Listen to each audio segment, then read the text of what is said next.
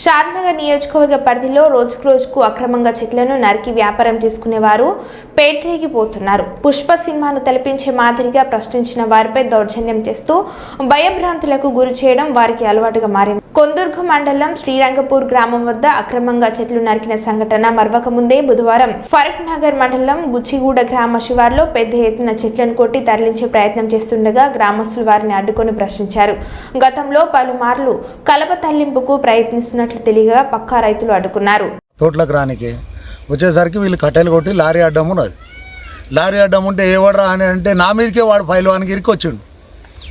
దారుణంగా అటాక్ చేయడానికనే వచ్చిండు. వాడు రాయల్ స్టాక్ మందు తాగుతావా తాగు అని అంటుండు. అంటే ఇక నేను ఏం చెప్పాలో నాకేం అర్థం కాక మా వానికి ఫోన్ చేసిన.